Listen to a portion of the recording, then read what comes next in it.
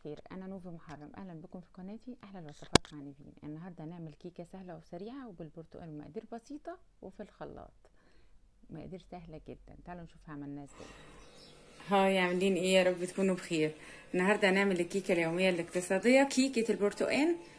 معانا 3 كوبايات دقيق و3 بيضات بس، ومعلقتين بشر برتقال او معلقه، وكيس بيكنج باودر، فانيليا، 2 كوب سكر، و2 كوب عصير برتقال، ونص معلقه صغيره بيكنج ونص معلقه صغيره بيكنج صودا هحطها في الاخر مع معلقه كبيره خل. هنبدأ دلوقتي اضيف الثلاث بيضات هنا مع بشر البرتقال وعصير الليمون. سوري، بشر البرتقال، معلقة كبيرة كده بشر برتقال او معلقتين، ومعايا الثلاث بيضات، 3 بيضات. وهضرب ده كله في الخلاط، سهلة جدا. ممكن تضربي، تعملي المكونات دي في الاول في طبق وبعدين تضيفي البيض عشان تختبريه برضه. 3 بيضات بس. حطيت معلقه كبيره بشر برتقال. حط كمان فانيليا. هو بشر البرتقال هيغني عن الفانيليا، يعني لو مفيش فانيليا مش مشكله. عندي حوالي معلقه كبيره كده او معلقتين صغيرين، 3 معالق صغيرين بيكنج باودر. البيض مع كوبايتين سكر، كل المعايير تبقى كده، كوبايتين سكر. هنضرب بقى المكونات دي مع بعضها وبعدين نبقى نضيف السوائل.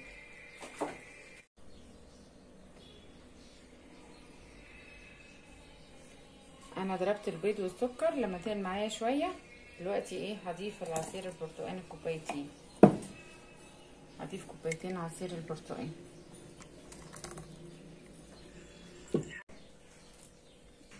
كمان هضيف كوبايه زيت.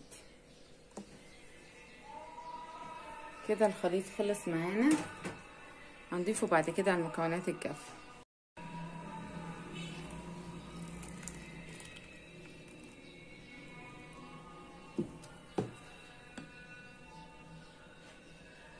دول 3 كوبايات دقيق ومعلقه وبيكنج باودر.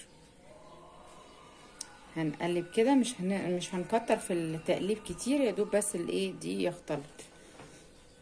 3 بيضات، كوبايتين سكر، كوبايه زيت، كوبايتين عصير برتقال، بس هو تقيل شويه عصير البرتقال، ومعلقه كبيره بشر برتقال وكوبايه زيت. والمكونات الجافه 3 كوبايات دقيق.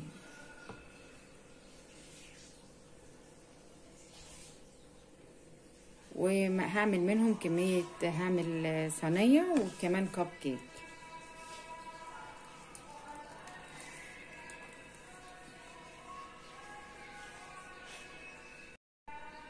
اخر حاجه نص معلقه بيكنج صودا مع معلقه كبيره خل. هضيفهم هنا مع الخليط ده.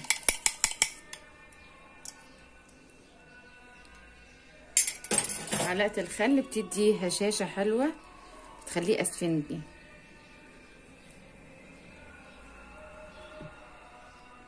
البرتقال ده بيبقى فيه تفل شويه كده فهو تقيل كده. خلاص خلصنا التقليب. هحطها بقى في الصينيه اللي معانا وبعدين في الكب كيك.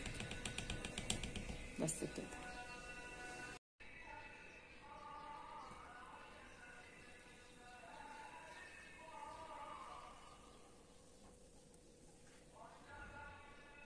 هضيف بقى في الكب كيك، وهفرغ بقى الجزء الباقي المتبقي معايا في صينيه الكب كيك. عمل معايا 12 قطعة كب كيك وصينية كمان. دي الصينية دي يعني ما شاء الله كمية جميلة جدا وبالمقادير البسيطة اللي انا عملتها دي.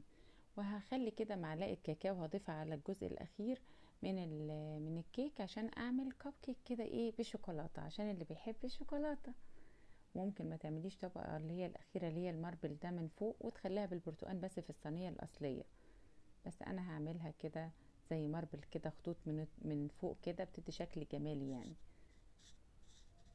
جميلة جدا وموفرة واقتصادية وبمقادير سهلة جدا جدا وبكمية كبيرة كمان. لو وصلتوا معايا للجزء ده بليز ما تنسوش اللايك والسبسكرايب للقناة وتفعيل الجرس، متبخلوش عليا باللايك والشير بليز. واشوفكم ان شاء الله دايما كده في وصفات تانية هنحطها بقى ايه في الفرن، وبعد ما تطلع بعد نص ساعة نشوفها. طلع معانا الكب كيك، خد 25 دقيقة، 20 او 25 دقيقة. بتجربي كده الستيك بيطلع نضيف معاكي، يبقى كده خلاص استوى. شايفين كده استوى. هو طلع بدري كده 5 دقايق عن الكيكة التانية اللي في الصينية. بصوا شكلها، هي لسه سخنة معايا، فتحتها بصوا تحفة هشة بس سخنة لسه، يعني نستنى عليها شوية. شايفين اسفنجية ازاي؟ واو يعني سخنة نار. شايفين من جوه تحفة، وريحة البرتقال ظاهرة وجميلة. شايفين اسفنجية كلها ازاي؟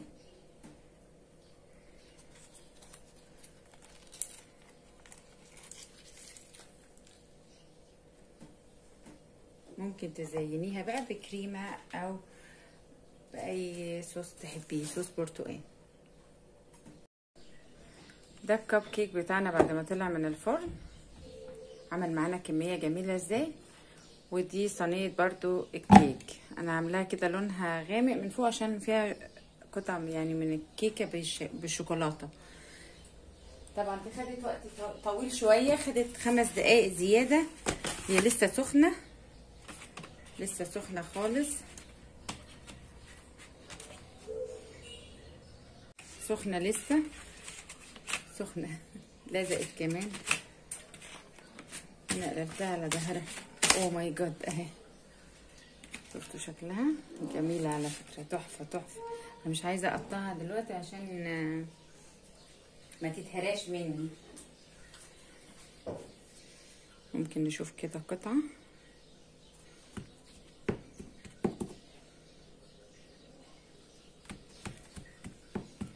بس هي سخنة، يعني نستنى لما تبرد، هتتهرى لما تتقطع وهي سخنة. او ماي جاد، اوه واو تحفة. شايفين يا جماعة؟ شايفين ازاي البخار طالع لسه اهو؟ شايفين الجمال؟ ولا اروع.